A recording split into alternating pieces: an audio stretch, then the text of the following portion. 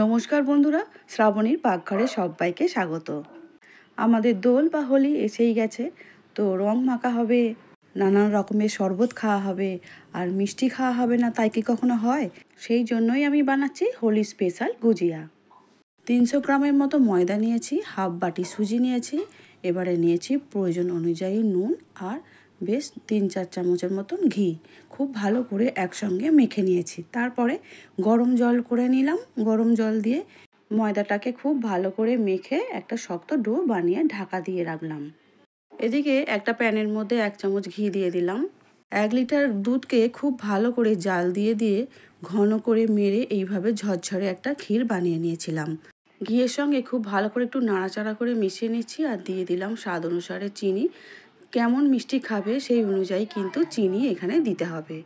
আর যেহেতু মিষ্টি খাবো তাহলে মিষ্টি মিষ্টি না হলে কি ভালো লাগে, আমি একটু মিষ্টি বেশিই দিয়েছি।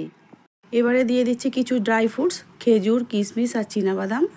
তোমরা চাইলে তোমাদের পছন্দ মতো ড্রাই ফ্রুটস দিতে পারো। ভালো করে সব কিছু একসঙ্গে মিশিয়ে নিয়ে একটা পুর বানিয়ে নিলাম।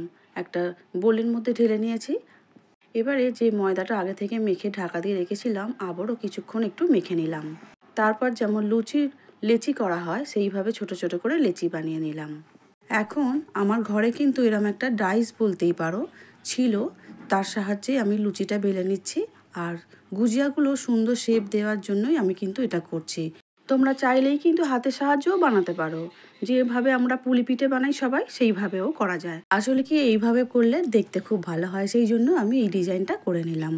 কাছের বা দূরে, দেশ বা দেশের বাইরে যে বন্ধুরা এই মুহূর্তে ইউটিউব চ্যানেল থেকে আমার ভিডিও দেখছো, সাবস্ক্রাইব করে শ্রাবণীর পাকঘর চ্যানেলটির পাশে থেকে যাওয়ার অনুরোধ রইল। এখন আমাদের সমস্ত গুজিয়াগুলো রেডি করা হয়ে গেছে। এবার ভেজে নেবার পালা। তেল অনেকটাই গরম হয়ে গেছে। তোমরা চাইলে কিন্তু ঘিতেও বানাতে পারো। আমি এখানে সাদা তেলের ব্যবহার করেছি। একটা একটা করে তেলের মধ্যে ছেড়ে দিলাম। আর আলতো হাতে কিন্তু একটু উল্টে দিতে হবে। না না, ভেঙে যাওয়ার ভয় নেই, তবে ভাঙবে না, কিন্তু একটু ধৈর্য ধরে সমস্তগুলো লাল লাল করে কিন্তু ভাজতে হবে। আর গ্যাসের জোরটা কিন্তু মিডিয়ামে রাখতে হবে। হাই হিটে ভাজলে কিন্তু কালারটা পুড়ে যাবে, এত সুন্দর কালার কিন্তু আসবে না। দেখতেই পাচ্ছ পুরো সোনালি কালার হয়ে গেছে। বাকি গুজিয়াগুলো তেলের মধ্যে আবারও দিয়ে সোনালি কালার রং আসার পর তারপরে সমস্ত গুজিয়াগুলো আমি একটা প্লেটের মধ্যে সাজিয়ে নিয়েছি।